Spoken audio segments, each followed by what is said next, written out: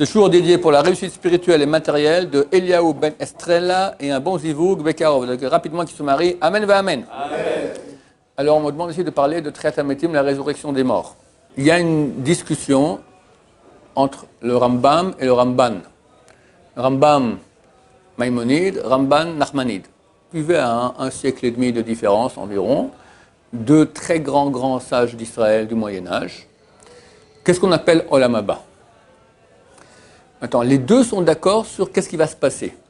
En fait, il y a deux endroits et moments dans lesquels les personnes reçoivent la récompense de ce qu'ils ont fait de bien dans ce monde.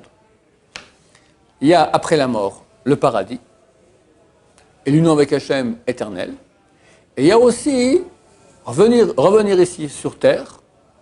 Il y en a qui disent dans des corps physiques, il y en a qui disent dans des corps de lumière, mais peu importe. On revient ici sur cette terre-là pour jouir d'un bonheur extraordinaire qu'Hachem donne dans ce monde. Pourquoi?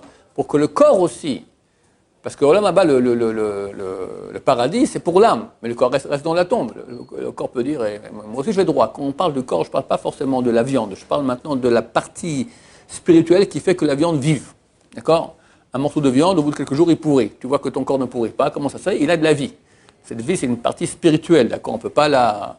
Personne ne sait que ça se trouve, ça se pèse pas, ça se voit pas, ça se quantifie pas. Mais c'est présent, d'accord? Tout le monde sait faire la différence entre une viande vivante et une viande morte. La vie qu'il y a dans la viande vivante, d'accord? Elle, une partie en tout cas d'entre elles, elle reste dans le corps, qui est dans la tombe. Elle a droit aussi, elle, à un mérite. Donc Dieu va faire revenir l'âme du paradis très puissante, très lumineuse. Elle rentre dans la partie d'âme du corps qu'il y a dans la tombe, et elle est tellement puissante qu'elle donne vie carrément à cette partie-là, et ils s'unissent, et ils jouissent ici d'un bonheur extraordinaire.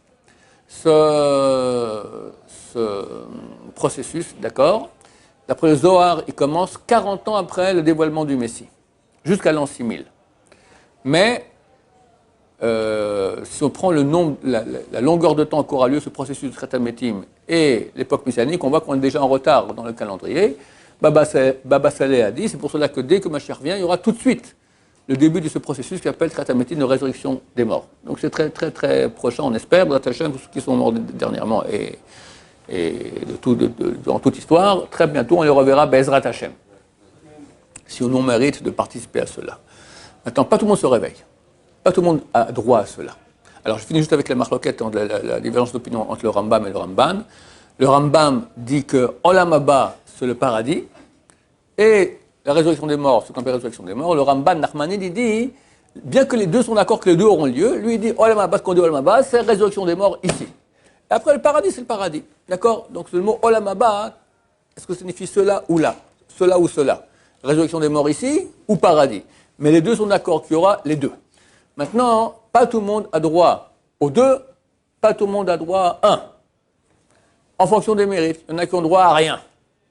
Il y en a qui ont droit aux deux, et il y en a qui ont droit au paradis, mais pas à la résurrection des morts. Par exemple, ceux qui n'ont pas cru à la résurrection des morts, ils n'ont pas droit. Ils n'ont pas fait tchouva là-dessus. À moins qu'ils étaient ce qu'on appelle des personnes qui étaient complètement ignorantes du judaïsme, et ce n'est pas de leur faute. D'accord? Dans ce cas-là, Dieu jugera à quel point la personne est consciente ou pas. Ceux qui ont prêté avec intérêt à des juifs, ils n'ont pas fait tchouva là-dessus. C'est marqué qu'ils ne se lèvent pas, ils ne peuvent pas se lever de la tombe pour la résurrection des morts. Et il y a aussi beaucoup d'autres cas qu'ils n'ont pas cités, mais Dieu va juger qui mérite, qui ne mérite pas. Et s'ils ont prêté avec intérêt parce qu'ils travaillaient chez des goyim? Ils ont prêté à qui? À des juifs, mais parce qu'ils travaillaient dans une... C'est un problème aussi. C'est un problème aussi. C'est marqué que le prêt-intérêt, depuis celui qui prête, avec tous les intermédiaires, la secrétaire, celle qui met le tampon, n'importe quoi, tous ceux-là, ils sont responsables, y compris celui qui prend. Mais surtout, il y a tchouva. On peut toujours réparer avec la tchouva.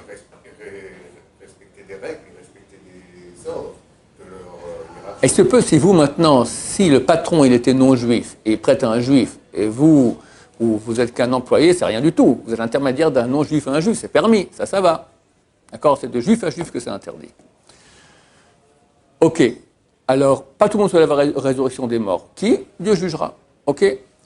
Le paradis, ça aussi, il y a une divergence d'opinion entre le sens simple et la Kabbalah. Maïmonide, c'est une Gemara dans le traité Rosh Hashanah qui dit qu'il y a toute une liste de gens qui n'ont pas part, c'est marqué qu'ils sont jugés en enfer pour génération en génération. C'est pas marqué pour l'éternité.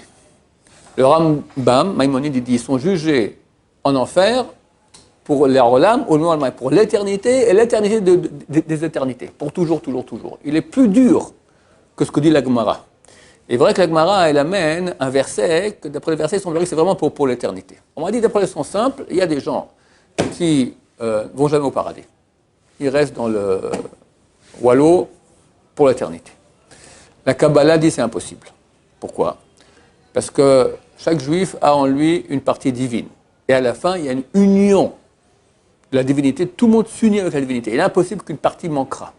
Donc ces gens-là aussi, après qu'ils auront eu un purgatoire très long et très dur dans toutes sortes de purgatoires, eux aussi auront droit à la réunification, l'unité avec Hachem.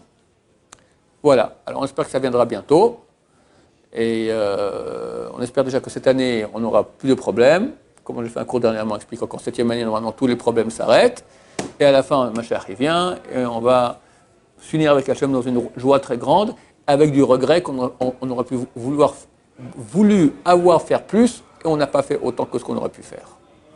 Baruch Adonai, l'olam, amen, va amen.